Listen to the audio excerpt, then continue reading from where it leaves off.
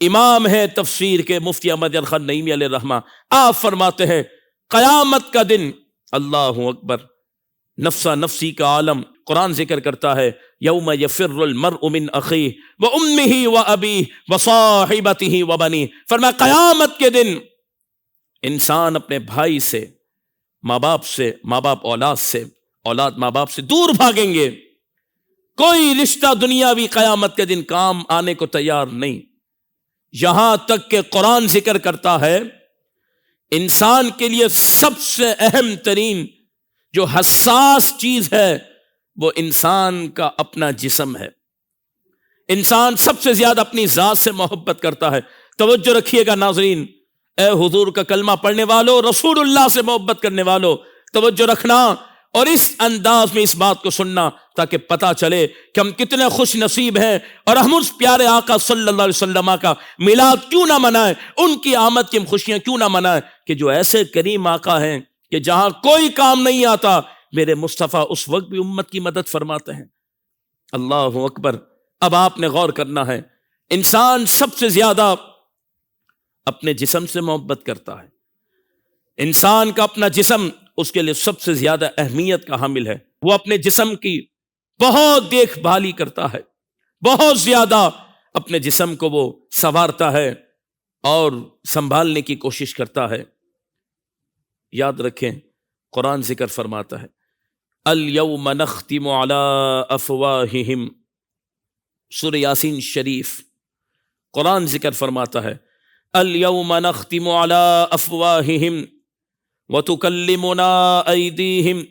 وتشہد ارجلہم بما کانوا یکسبون، فرمایا قیامت کا دن ایسا ہوگا، اللہ کا کلام ذکر کرتا ہے جس دن اللہ فرماتا ہے ہم لوگوں کے منہ پر مہر لگا دیں گے، زبان سے قوت گویائی چھین لی جائے گی، اب زبان کو بات کرنے کی اجازت نہیں ہوگی قیامت کے دن۔ قرآن یہاں ذکر کرتا ہے، فرمایا انسان کے وَتُكَلِّمُنَا أَيْدِيهِمْ، انسان کے ہاتھ بات کریں گے، وَتَشْهَدُ أَرْجُلُهُمْ بِمَا كَانُوا يَكْسِبُونَ، انسان کے پاؤں گواہی دیں گے کہ اس نے کیا کام کیے تھے۔ ناظرین غور کرنے کی بات یہ ہے کہ قیامت کے دن انسان کا منہ بند ہوگا، کیونکہ منہ کھلا ہو تو وہ غلط بیانی سے کوشش کرے گا کہ میں کوئی بات کر سکوں، حالانکہ وہاں پر غلط بیانی چلنی نہیں ہے، رب کی بارگاہ ہے۔ زبان کو بند کر دیا، اب جب مجرمین اللہ کی بارگاہ میں حاضر ہوں گے تو ان کے جسم کے اعضاء، پارٹس آف باڈی، وہ کلام کریں گے اللہ کی بارگاہ میں۔ ہاتھ بتائے گا مولا اس نے فلاں موقع پر یہ گناہ کیا تھا، آنکھ کہے گی مولا اس نے فلاں موقع پر یہ گناہ کیا تھا، کان کہے گا مولا فلاں موقع پر اس نے یہ گناہ کیا تھا، پاؤں گواہی دیں گے مولا فلاں موقع پر یہ غلط چلا تھا۔ اب انسان حیران ہوگا، جو مجرم ہے وہ حیران ہوگا کہ اوہو، اور گواہیوں کو تو شاید میں رد کر دیتا، لیکن آج تو میرا جسم میرے خلاف گواہی دے رہا ہے، اب کیا ہوگا؟ مفسرین فرماتے اس وقت آمینہ کے لال،